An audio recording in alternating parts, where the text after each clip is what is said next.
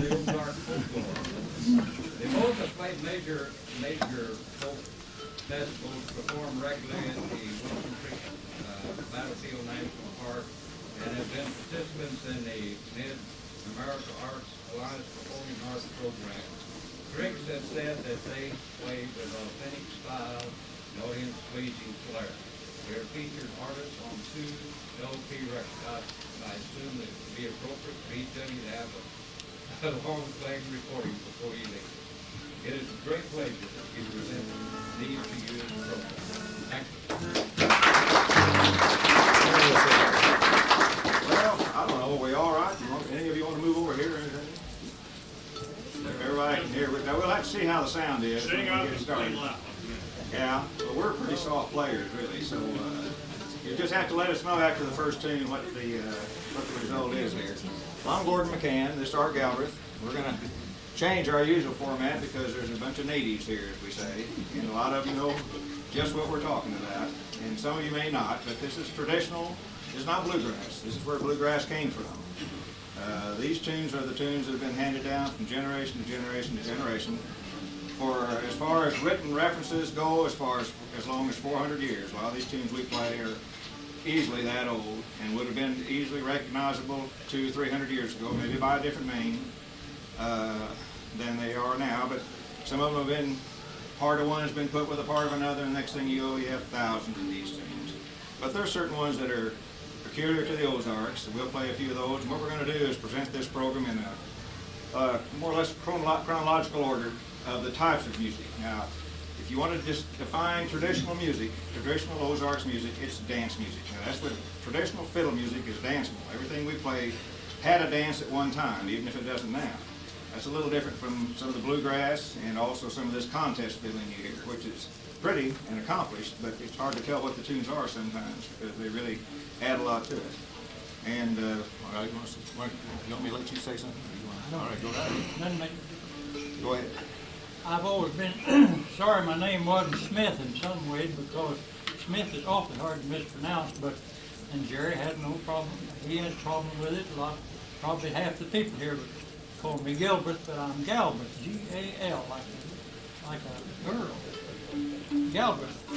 And he's nearly always called McCain, but he's McCann. It's always McCain in Arkansas, Mr. McCain. So after we get our identities started, we'll play the fiddle. Well, are we ready to start? Yeah. Are you ready? All right. Let me get my program. I do that program. Borrow somebody's program. No, that's not the program. We borrowed the program. I don't remember exactly what I was. Well, this first thing, if you were to go to the British Isles right now, you'd hear this called Lord MacDonald's Reel. And I've sat down with Irish fiddlers in Washington, and they played it and called it Lord MacDonald's Reel, but we call it Leather Breeches, and that's what it'll always be here, but it's identically the same tune. And this is what we now call a hoedown.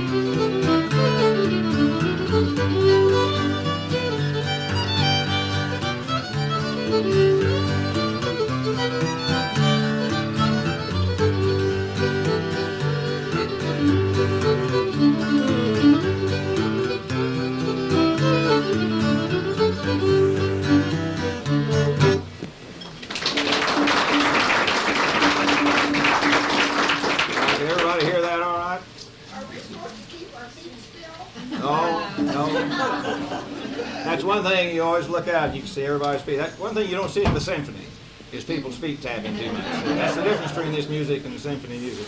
Now that was a reel. Now these were all different dances at one time and played at a different tempo. What we've done when we got them over here is we put them with square dancing, and we call them hoedowns. So your reels and hornpipes and jigs are all run about the same speed now, which is for square dancing. At different speeds for that. In Greene County and down here, it's maybe a little slower than you get over in the wilds of Douglas and Ozark County, and they really stomp the ground over there. But we'll play you a hornpipe now. It's called Fisher's Hornpipe, and it's AR, not ER. And a lot of these tunes, we'll talk a lot about the names of these tunes. This hornpipe, no telling what the name originally was, but it was first in written music in a book published by a man in 1780, and his name was Fisher, so they call it Fisher's Hornpipe. So this is a hornpipe.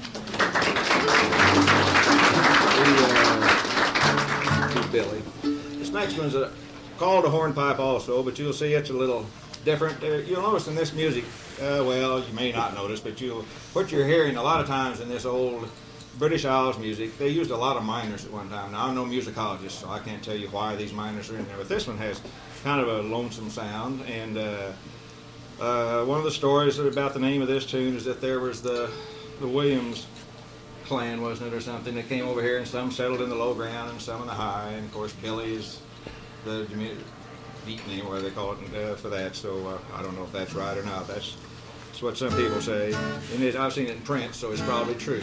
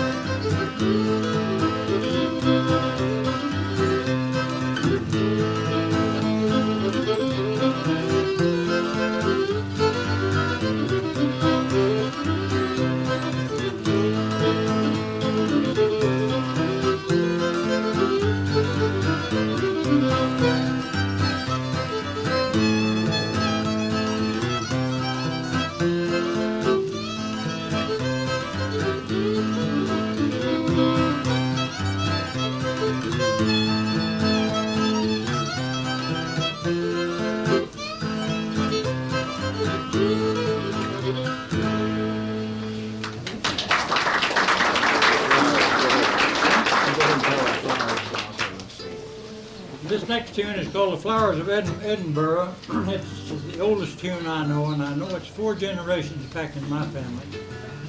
So we can say it's easily in the 1700s, maybe earlier. But it's there's several stories connected with it. One of them is that it's sort of a marching tune. And Gordon a little later will have another a story to tell about it. But it's old. I do know that, and it's an interesting piece in it. It's got some minor strains in it too, and you'll see some lonesome things in it too. And you maybe after Gordon tells his story, you'll see partly why. Well, these fiddle tunes are woven in with our history, and of course the fiddle was the important instrument of this nation.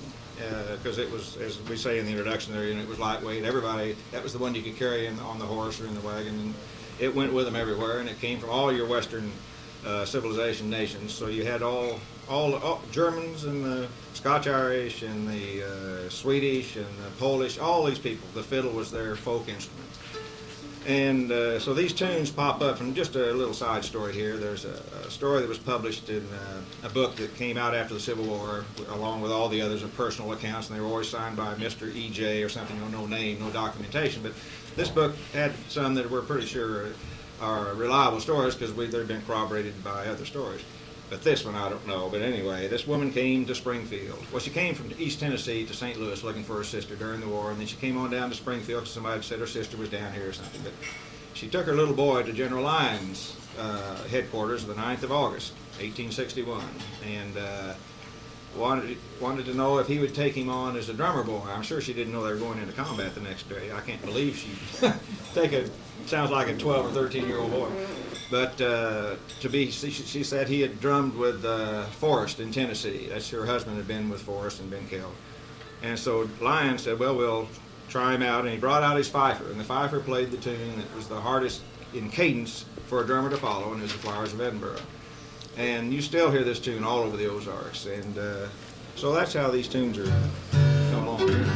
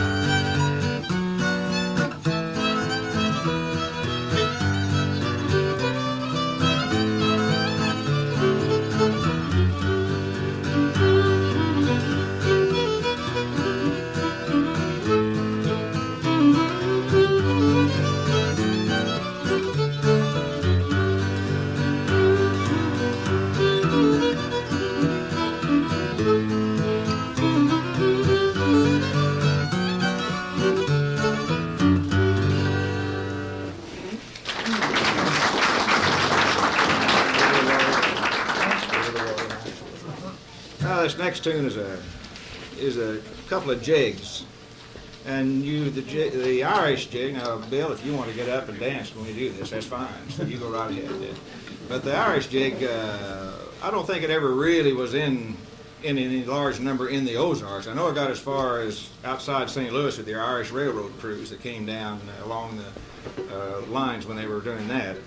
But, of course, we still have what we call jig dancing, but it's a far cry from the Irish jig right now, you know. It's the one they do with square dancing. But the first tune we're going to play two together. The first one is Over the Water to Charlie's. Well, that was a reference to Bonnie Prince Charles, who, of course, was kicked out of England because he imbibed a little too much, I think. And he went over to France at first, and so his followers, their toast was Over the Water to Charlie's. In other words, over the English Channel to Charlie's. And then the second tune you'll all recognize from probably early gym classes is called Irish Washerwoman.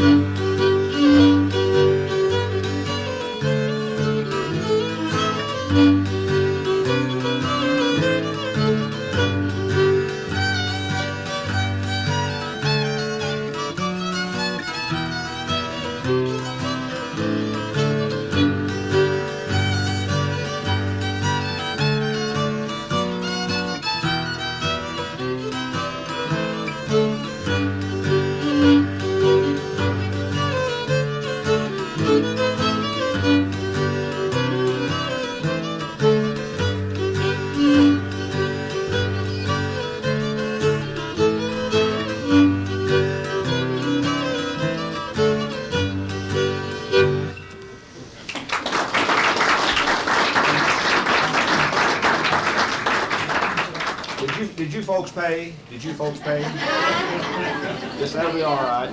I'll take care. What's interesting about that is even though they never had the Irish jig here, is that all fiddlers in the Ozarks still play jigs, and even though nobody really dances to those anymore. Next, another type of music that we've lost in the hills here, which is too bad because they still dance it in western Kansas, and I'm sure they do in some of your other Nebraska and some of those states, is the schottisch. Now, they used to dance the schottisch in this part of the country.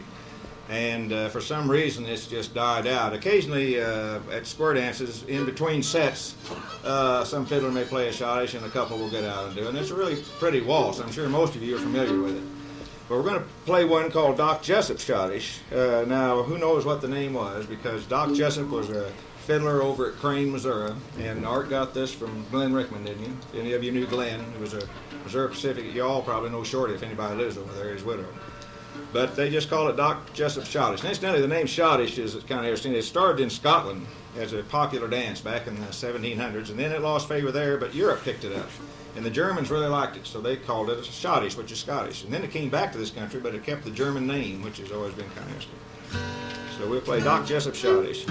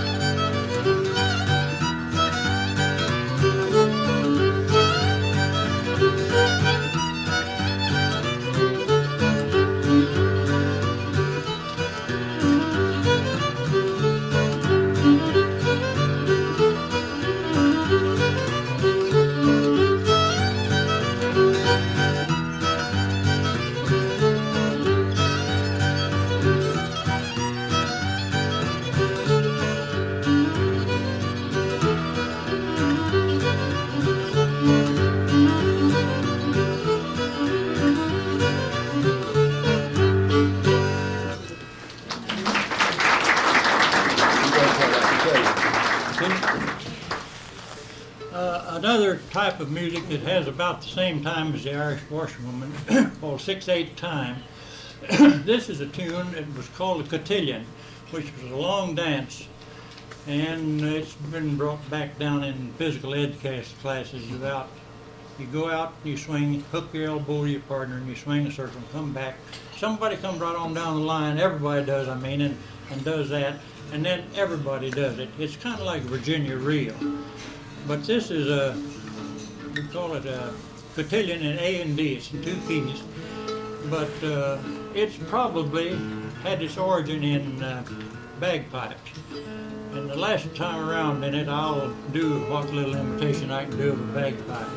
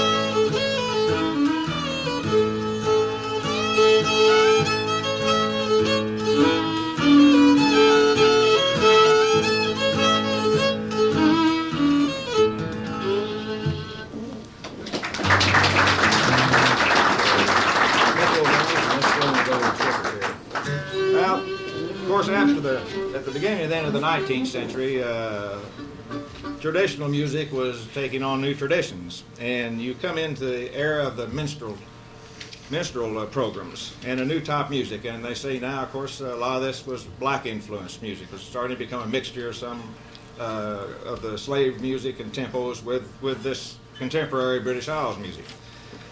And there's a lot of tunes start coming up about the 1820s and 30s, and one that's still exactly the same today as the music was back when it was copyrighted in 1832 is one you recognize as Buffalo Gals. And we're going to play it, and then we'll throw in another one that I used to say was just as old, called Golden Slippers, but I found out it wasn't written until about 1890 or something, so it's kind of a intruder here.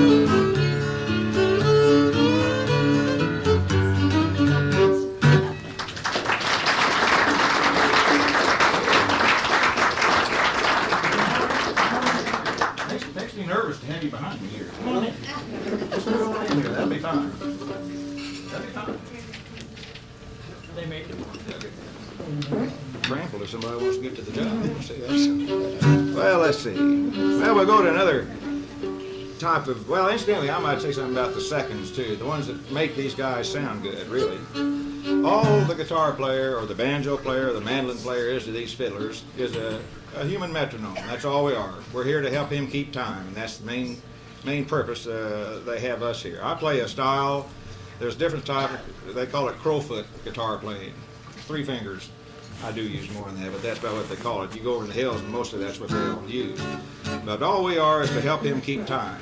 Now we're going to go to another type of dance that was starting up just before the Civil War in Europe. Had already been going. It was just getting into the South, and that's the waltz. And it really came into full bloom after the Civil War and on into the gay 90s and that period. And we're going to play one. It's one we used to tell everybody what a beautiful old Irish waltz, Seamus O'Brien. And then I found out that it was written by a guy named William Shakespeare Hayes in Cincinnati in 1867. But undoubtedly it has words to it, but I think the medley undoubtedly has to be Irish, though. But it's a pretty waltz.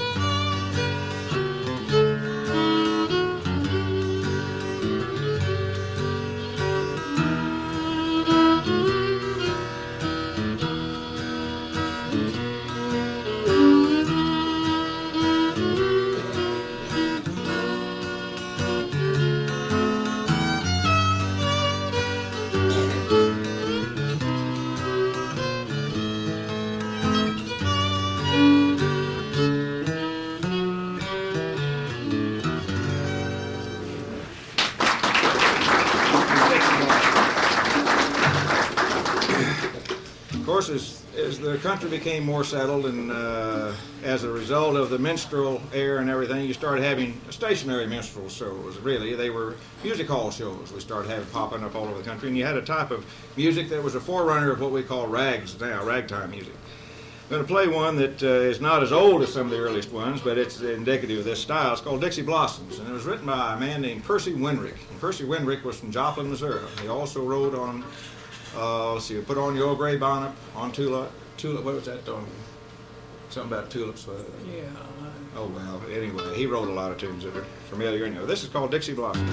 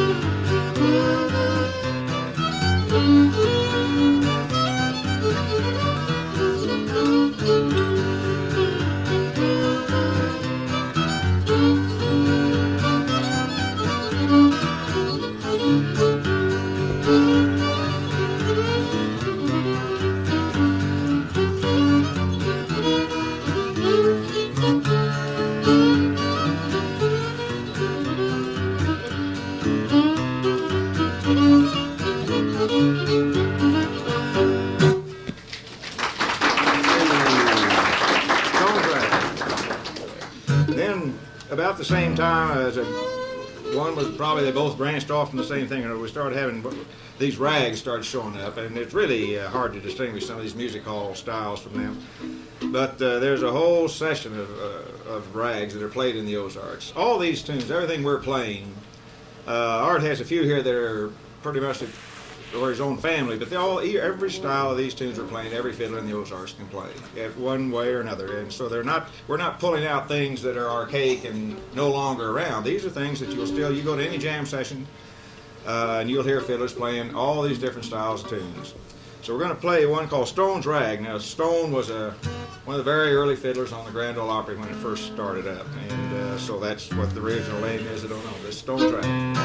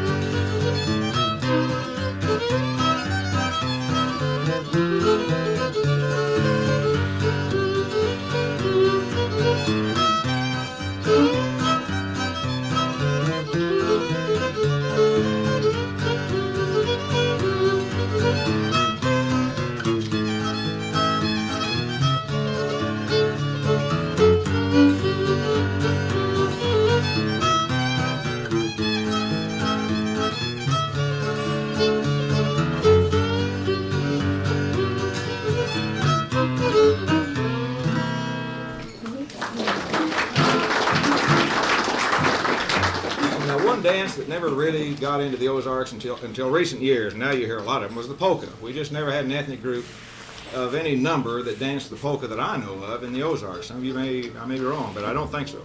So the closest thing to this tempo or this time that we have are what we're called quick steps. What were they? You know more about that than I do. What was a quick step? Well, quick step? something like it. Okay. Something like a polka. But it's similar to polka. So this one's called Weidman's quick step.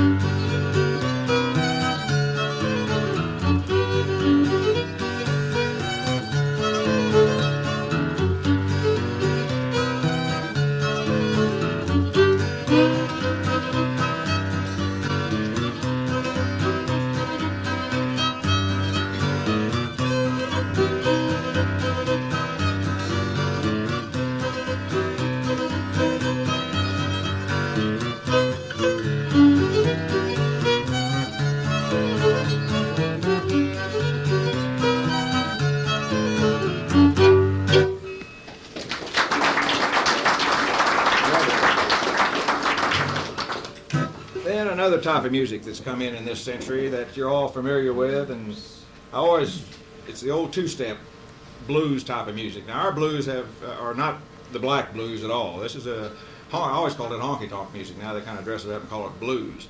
But it's the kind of I always think of a guy in a beer joint on the highway, and they do that old, like you're pumping oil, or something. I think I used to dance that way in high school, but this is that type. You'll see the type of tune this is now. This is called Rabbit Foot Blues.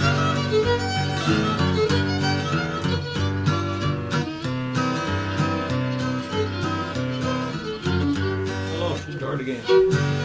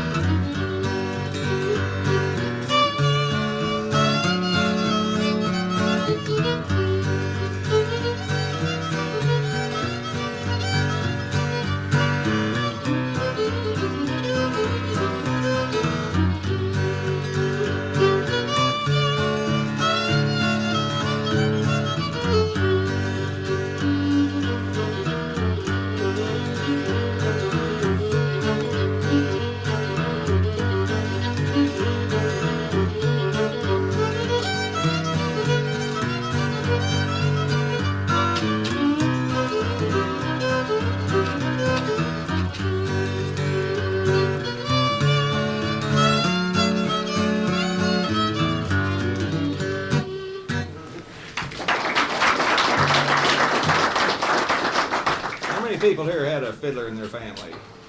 Yeah, look at there. How many had a musician in their family? A guitar player, anything. Look at that. Anywhere in the Ozarks, you'll pretty much get that. But you know, you'll think the young people are all familiar with this. They're growing up right in the hills. And we've been to some places where I thought, well, we'll really get some good requests here. And they're silent. They haven't heard of any of this. They know all the rock and roll stuff, but this is completely gone from them, you know, except in some areas it's starting to come back a little bit. You have a request? Well, we're ready one more, and then we'll let you have requests in. Let us slip one more in here then. Now, there's another type of really strong school of fiddling. And if anybody here ever admits in Texas or Oklahoma you don't know who Bob Wills is, I just don't want to be around at the time. Because that is, you know, in Texas it's God, Country, and Bob Wills, and I never have been sure which order all that's in. But there's a Texas style of Texas tunes, and some of them are danceable. It's the tune that's become the contest tune. But when the contest fiddlers get it, they're not playing for dancers anymore. They're playing for judges. So the next thing you know, you have no dance time to it. This still has some dance time, but you'll tell a marked difference in this type of playing from what we've been playing. This is called Sally Johnson. Ozarks style, yeah.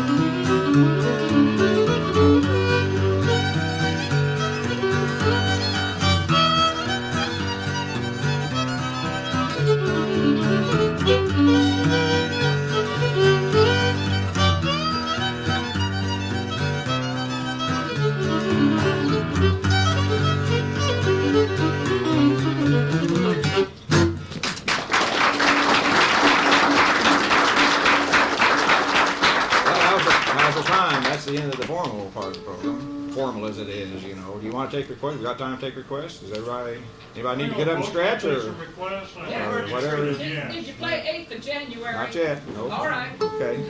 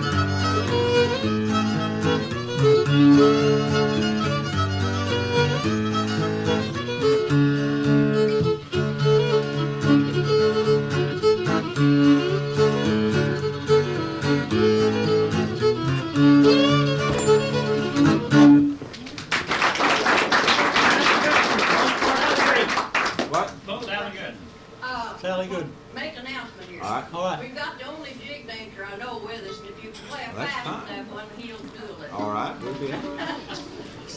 Yeah. She's lots of fiddle players. She says she is. There's a couple of fiddlers here. One thing they would have noticed, most of you might not have, but in some of these tunes, he has his own style he throws in, like Billy in the Low Ground and there in 8th of January. One thing about the music in this, in the Ozarks, is it reflects the pioneer background. It's an individual thing. And you'll hear this time and time again, is don't play like somebody else. In other words, you may admire a fiddler and you like the tune he plays and you like some of his style, but don't ever play exactly like him. Because last year I was over in Ozark County and this one fiddler was teaching this younger one, and he said, don't ever play like somebody else, you're putting yourself down. Because everybody has his own lick, they call it. And you can sit and these judges aren't supposed to know who the fiddlers are, but they can sit down there sometimes in these contests, and you always know who it is, because he's got a certain little style of his own. So it reflects an individualism in these hills, this music is. Now what we're going to play here, which one was it? Sally Good. Sally Good. Sally Good.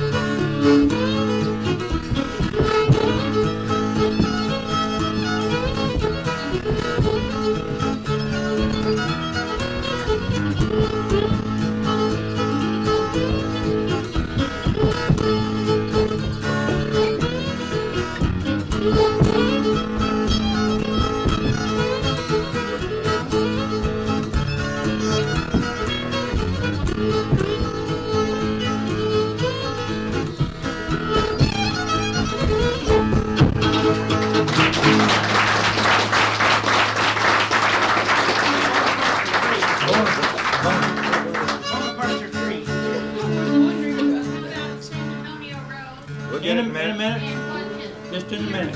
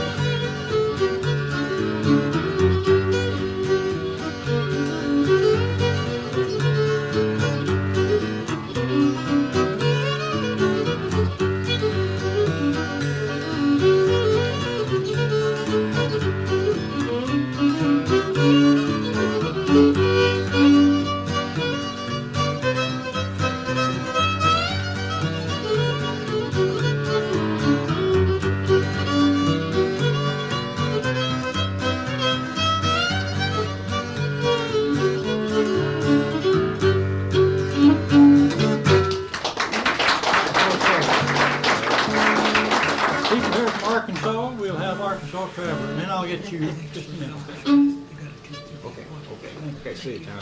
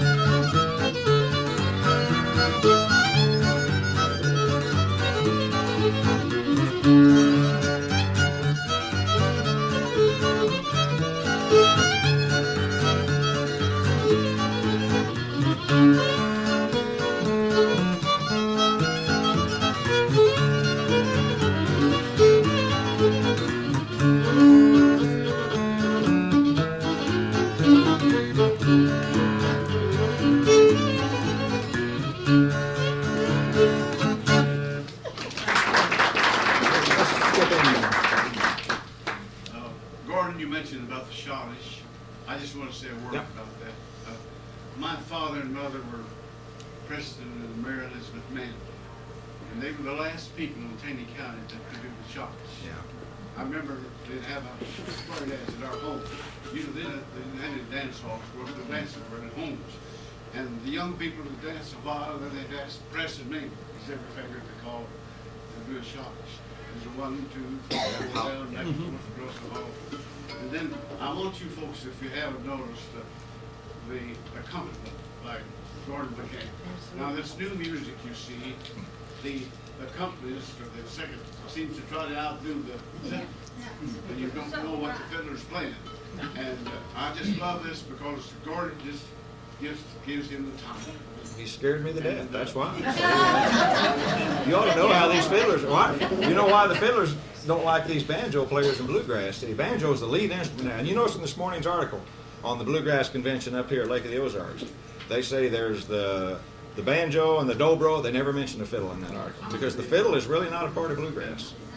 I think I have a request just a minute. All right. I think if him and Andrew's not here, so I believe I'm probably the oldest square dancer. I'm 85 now, and I started dancing when I was 16. And I think the sweetest music I ever heard, Gordon, was riding horseback over these hills, going to a square dance, being a little bit late, and hearing the music, stopping with the feet, calling. And Art is a tune you played, the doctor that had the dream, you know. Oh, Brown's ring across for Could you play that for us? Yeah. All right. Yeah. Tell us a little bit about it. This, just east of Springfield on James River, there's a crossing. It dates back to the 1830s called McCraw's Ford. McCraw's family moved in there. They're related to me. They came from Tennessee, and then they wrote to my folks back in Tennessee, said, come on out to Missouri because we've got the kind of spring water, we've got the kind of bottom land, and we've got the kind of rivers that we have back home. Come on down here. So they did. My folks came then in 1841. But McCraws were already there, and it was a landmark crossing on James River. Tricky crossing. If you didn't know how to cross it, you'd drive off halfway over your horse's back. But anyway, if you circled the ford right, you came out just right. Now, Dr. Brown was a doctor who was out of Strafford, a little town east of Springfield. And he was on the road so much that he had to do his sleeping in his buggy. He just simply didn't get home in time to rest ever. And if he's a baby birth, he stayed all night if it took all night, or if it's anything else to save somebody's life, he took all night. But they drove off, his driver drove off in McCraw Ford, and the jolt and the splash of the water in the deep place where he shouldn't have driven woke the doctor up. And they got out all right. But the doctor said when he got out, said, remind me in the morning, I just dreamed a fiddle tune, I'm going to play it in the morning. He was a fiddler too. So this is a tune he played, and it's called McCraw's Ford. Or Brown's Dream.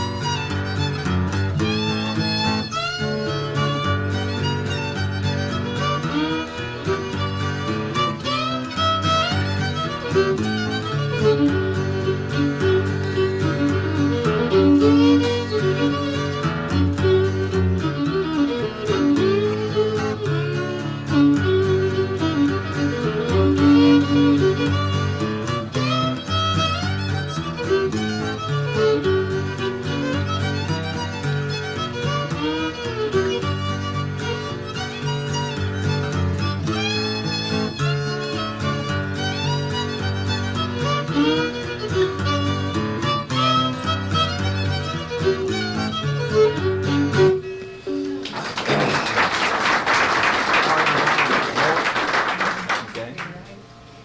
Oh, go ahead. What do you want to say? Something? I was just wondering how long you folks can keep this up. We don't want to overdo you. Oh, let's see. We played one time at Tahlequah. What do you figure? 19 hours straight, didn't we? You'll probably outdo both of On the way home, I had such a blister here, I could hardly drive, and he'd been playing his mandolin. You had a blood blister on your finger. And Raymond Campbell, who's gone now, but was a fiddler, he had a big blister on one of his fingers. You know, we figured that was to we don't want to excess. we don't So want to overdo it. you won't overdo us. But we really We're appreciate confirmed hams now since we've done this Did for a you few get years. another Yeah. request there? I don't think. Okay. Mississippi Sorry. All right. Now, this is a tune you'll see a lot of fiddlers, old-time fiddlers will imitate a saw somewhere during the thing, but really it has nothing to do with sawing. A sawyer was a log that was floating in the Mississippi River, was called a sawyer, so we were sure that's where that came.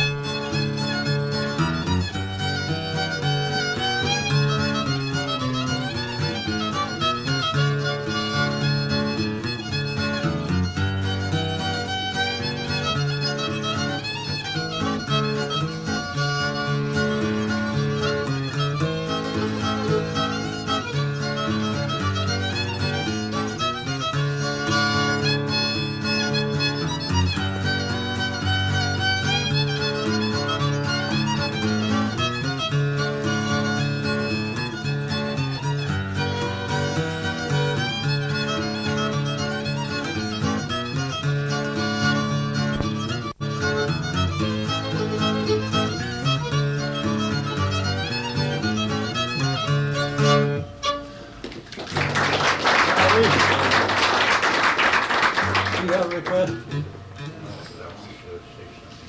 Yeah.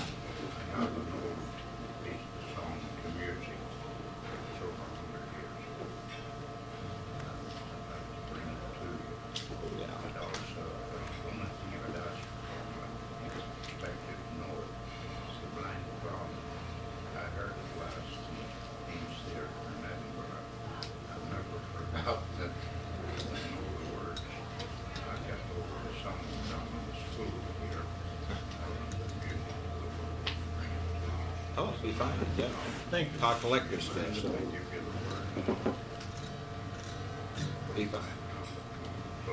We don't know that blind plowman. I don't. Yeah, that'd be fine. He reads some music. Of course, that's another interesting thing is that very few people read music that do this kind of thing. You know, it's all oral. It's all been passed down. The young ones do.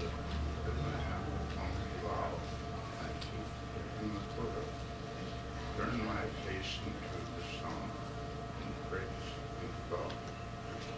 And praise be to God, God who took away my eyes, that my soul might see. Thank you very Brilliant. much. Thank you, Bill. Did you play chicken reel? Yeah. I played Chicken Reel and then I played two tunes that we usually wind up with. I think we've bored you about enough of this. But here's a little Chicken Reel.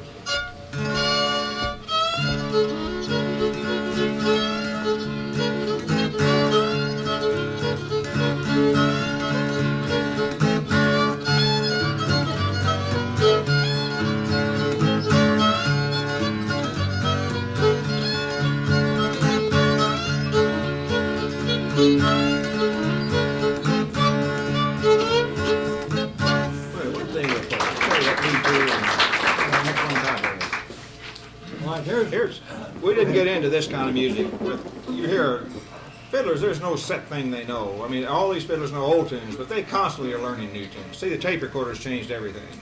Used to be a fiddler would hear a tune somewhere and he'd get home with half of it maybe, and then he'd mix it up with another tune. Then you got all these tunes that sound like another tune. Then there's thousands of them. And there's a whole series of music too that come in under the 5 foot 2 eyes of blue out of the 20s and everything, and they play a lot of those too. So we'll play a couple of tunes here that are from that era. We didn't play any of this particular one. The first one's called Me Too.